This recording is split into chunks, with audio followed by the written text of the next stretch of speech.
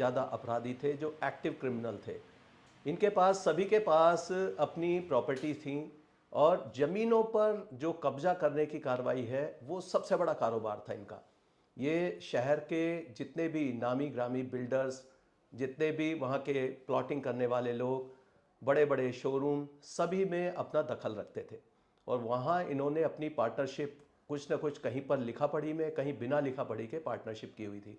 जब इन पर कार्रवाई शुरू हुई तब मैंने देखा कि इन पर जो प्रॉपर्टी है वो 14(1) की कार्रवाई जो गैंगस्टर एक्ट के तहत की जाती है, ये उत्तर प्रदेश का स्पेशल एक्ट है, इसमें तब तक इनकी कोई खास संपत्ति का आकलन नहीं किया गया था। उसके बाद हमने टीम बनाई और इनके जितने भी मुकदमे थे, सबसे पहले ये देखा किस मुकदमे में इनको सजा हो सकती है। तो 6 मुकदमे ऐसे हमने चिन्हित किए जिनमें तत्काल इसको सजा हो सकती थी। केवल कुछ ही इसमें विटनेसेस रह गए थे। प्रोसिक्यूशन ने अपने सभी विटनेस पेश कर दिए थे। डिफेंस विटनेस के नाम पर इन्होंने बड़ी लंबी लिस्ट 300 विटनेसेस की उसमें डाल दी, जिससे कि उसको और ज़्यादा देर तक खींचा जा सके। लेकिन उसमें माननीय न्यायालय ने केवल 50 विटनेसेस को अनुमति दी और उसके बाद उनका फिर एग्जामिनेशन किया जाना, क्रॉस एग्जामिनेशन किया जाना, और इतना करते हुए ये हम प्रत्येक पाक्षिक रूप से उसकी समीक्षा करते थे। वहाँ हमारे आईजी थे राकेश कुमार सिंह, वो डायरेक्ट सुपरविजन कर रहे थे इसका, और उन्होंने इस पे पैरवी की। प्रोसिक्यूशन के जो अधिकारी थे, जो जॉइंट डायरेक्टर रैंक के थे, वो भी लगातार कोर्ट में जाते थे और हम सफल हो पाए इसको सजा कराने में। ये जितने भी एविडेंसेस आए थे सामने, उससे ये निश्चित हो गया था कि अब ये बच नहीं सकते।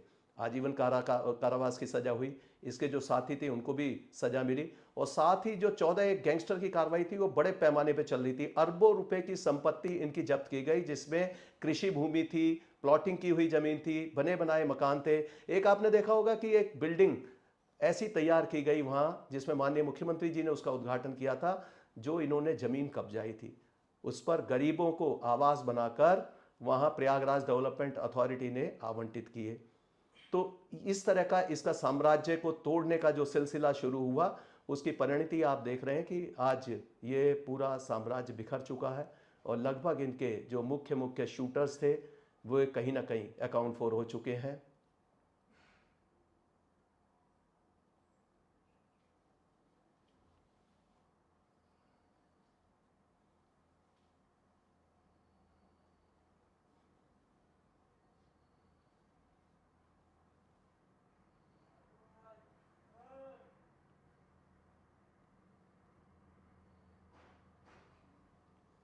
आप देखिए, इसमें अभी मैं द वायर में एक आर्टिकल पढ़ रहा था, उसमें पूर्व डीजीपी हैं हमारे मिस्टर ओपी सिंह, उन्होंने अपना एक संस्मरण लिखा है। वो एसपी सिटी रहे थे जब इलाहाबाद कहलाता था जगह, और उसी समय इनका उदय भी शुरू हो गया था, क्योंकि ये माननीय बन चुके थे, उस समय विधायक बन गए थे। उससे पहले तो ये तांगे वाले के रूप में इन्होंने शुरू किया था, और वहाँ चांद बाबा से इनकी दुश्मनी थी। चांद बाबा का राज चलता था उस समय प्रयागराज में, और इन्होंने उसको चैलेंज किया और उसका मर्डर करा दिया गया।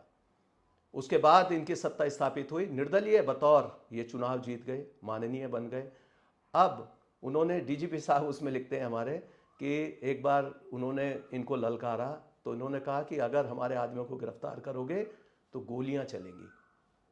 डीजीपी साहब जब एसपी सिटी थे, उन्होंने अपनी फोर्स की तरफ देखा कि हमारे पास कितने आदमी हैं और इनके पास कितने हैं, तो इनकी फायर पावर और इनके जो आदमियों का वहाँ पर जमघट था उसको देखकर उन्होंने ये निश्चय किया कि अभी कोई भी एक्शन लेना ठीक नहीं होगा। साथ ही आपने देखा होगा कि इनको पॉलिटिकल पैट्रोनेज लगातार मिलता रहा। ये किसी ना किसी महत्वपूर्ण दल से, और खासकर जो सत्ताधारी दल होता था, उससे अपने हमेशा संबंध बनाए। बात एक बार पहले भी जब बिगड़ी, जब इन्होंने बीएसपी के सिटिंग विधायक को सड़कों पर दौड़ाकर वहां पर मरवाया था, और कारण मात्र इतना था कि अशरफ, जो इनका भाई था, अजीम उर्फ अशरफ, जिसको अभी अभी हत्याकांड में ना ये मारे गए थे, तो इनको केवल चुनाव में उसने हरा दिया था। ये रंजिश थी। और राजूपाल कभी इनके साथ ही चला करते थे, इनके ही आदमी हुआ करते थे, लेकिन बाद में जब वो विधायक बन गए तो एक बहुत बड़ी रंजिश खड़ी हो गई, और इन्होंने उनको एक जगह गोली नहीं चलाई, उनके लिए 3 टीमें लगाई गई और उनको दौड़ा दौड़ा कर मारा गया। हॉस्पिटल भी जब वो पहुंच गए उसके बाद भी उन पर गोली चलाई गई। तो ये हालत थी। उसकी पैरवी बहुत अच्छी तरीके से माननीय विधायिका हैं पूजा पाल जी, अभी भी जो सिटिंग वहाँ से एमएलए हैं, उन्होंने प्रभावी पैरवी की और उसके बाद एक एक गवाह को लेकर उन्होंने गवाही कराई। केस सीबीआई तक भी ट्रांसफ़र हो गया था। सीबीआई में गया, वहाँ भी लग रहा था कि कई बार कि शायद ये सब छूट जाएंगे। उमेश पाल भी एक गवाह थे उनमें, और भी बहुत सारे गवाह थे। गवाहों पर इन्होंने फर्जी मुकदमे, जब जब इनकी माफिक कोई भी सरकार आती, ये सभी गवाहों पर फर्जी मुकदमे लिखाकर उन पर दबाव बनाते, अपने आदमी भेजकर उन पर असलहे से डराने की कोशिश करना, जान से मारने की धमकाना, तमाम इनके ऊपर मुकदमे लिखे हुए हैं। देखिए, एक छोटा सा हिस्ट्री शीटर था, इनकी हिस्ट्री शीट खुली हुई है खुलदाबाद थाने में। 39 उसका नंबर था, as far as remember, 39A इनका था। और बाद में ये गैंग को बढ़ाते बढ़ाते इन्होंने इतना बड़ा गैंग एक खड़ा कर लिया कि जिसका आर्थिक साम्राज्य, उसकी फायर पावर और सभी तरह के ये जितनी भी सपोर्ट हो सकती थी उस पर काम करते थे। तो कोई भी माफिया एक दिन में माफिया नहीं बनता, उसको जब लोगों की एक्सेप्टेंस मिलनी शुरू हो जाती है। मैंने देखा कि वहाँ धार्मिक आधार पर भी ये उन्माद फैलाने में इनके आदमी कभी पीछे नहीं रहते थे। देखिए, इस देश का दुर्भाग्य है कि आज भी जाति के आधार पर, धर्म के आधार पर लोग पूरी तरह से बटे हुए हैं। शिक्षा का अभाव है। जिस क्षेत्र में कसारी मसारी क्षेत्र का जहाँ के रहने वाला है, जिसे अब कालंदीपुरम बोलते हैं, और आसपास का जो धूमनगंज, खुलदाबाद, कौशाम्बी का पूरा क्षेत्र जो लगा हुआ, ये सभी क्षेत्र ऐसा है कि जहाँ शिक्षा के मामले में काफ़ी पिछड़ापन रहा है। जो गरीब लोग होते हैं, अनपढ़ लोग हैं, उनको बरगलाकर अपने गैंग में शामिल करना, उनको छोटे छोटे प्रलोभन देकर, छोटी सी जो बच्चे हैं जब उनकी पढ़ने की एज होती है उसमें अपने गैंग में शामिल करके उनको फायरिंग सिखाना, किसी को भी भेज देना। आपने इनके बहुत सारे विजुअल्स देखे होंगे कि अब दूसरे ही लोगों को नहीं बर्बाद किया इन्होंने, अपने परिवार के भी जो इनके बच्चे हैं, चाहे वो अली रहा, असद रहा और दूसरे बच्चे हैं, स्कूल लेवल से ही उन्होंने गुंडाई शुरू कर दी है। आप देखिए, यूट्यूब पर मिलेंगे आपको, वहाँ के प्रिंसिपल के आपको इंटरव्यूज़ वगैरह हैं जिसमें दिखाते थे, और बाकी लोगों से भी पूछेंगे तो इनकी आम शोहरत अच्छी नहीं है। जब किसी अपराधी का नाम बड़ा हो जाता है तो तब लोगों को प्रोटेक्शन के लिए वो फोर्स के पास, अथॉरिटी के पास कम जाते हैं, और बहुत सारे फैसलों के लिए अतीक भाई की वहाँ पर दरबार लगा करती थी।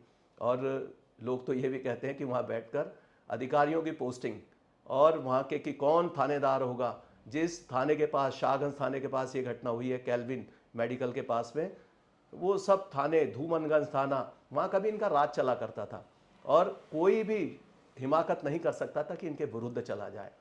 और लोग तो कहते हैं कि इन लोगों ने बड़ा फाइनेंशियल फ़ायदे भी बहुत लोगों को पहुँचाए हैं, वहाँ बहुत लोगों ने ज़मीनें ली हैं।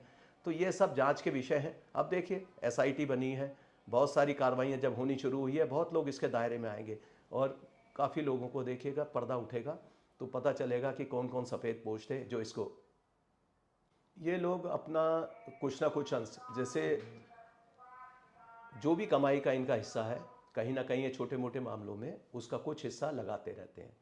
तो गरीब लोग इनके प्रलोभन में आ जाते हैं। जो ऑर्गेनाइजर्स हैं, जो कुछ संस्थाएं चलाते हैं, उनको लगता है कि इनका पैट्रोनेज जरूरी है, इनके क्षेत्र में हम रह रहे हैं, नहीं है तो ये अदरवाइज उसको परेशान करते हैं। आप देखिएगा जो इनके सताए हुए लोग हैं अतीक के, मेरे पास कई सारी ऐसी रिकॉर्डिंग्स हैं कि जिसमें लोग बताते हैं, मुस्लिम्स हैं वो सभी, कुछ लोग ऐसे हैं जिनके बच्चे इनके बच्चों के साथ पढ़ते थे, जहां इनका ऑफिस था उसके ठीक सामने इन्होंने पूरी बिल्डिंग पर कब्जा कर लिया।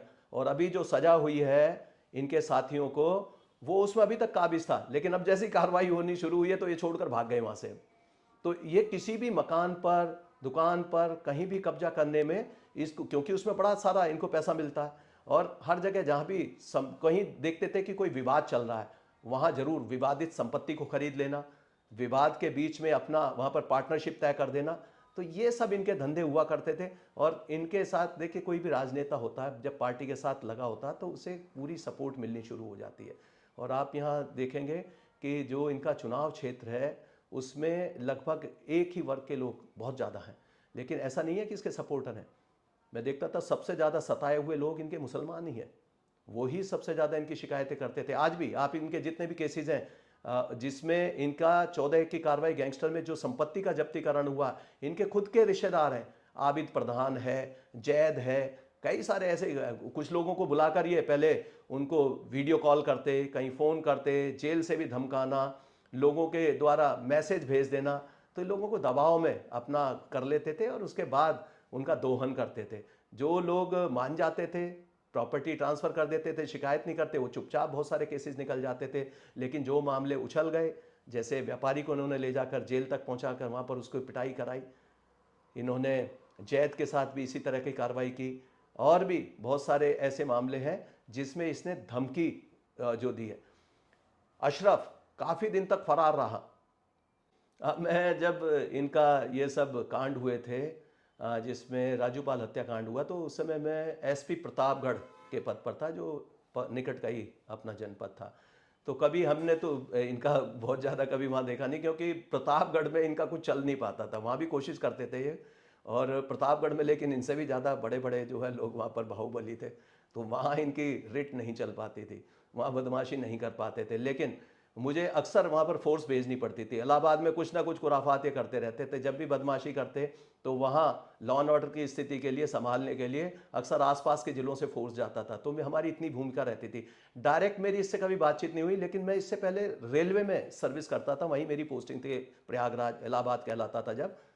तो वहाँ मैं देखता था कि कोई भी ठेका, जो रेलवे का ठेका हो, सेंट्रल गवर्नमेंट के किसी भी विभाग का ठेका हो, बिना अतीक के समर्थन के कोई ठेका ले नहीं सकता था। अगर किसी ने ठेका ले भी लिया तो वो अपना माल नहीं उठा पाता था जब तक इनको कि अपनी पत्ती ना पहुंचा दे।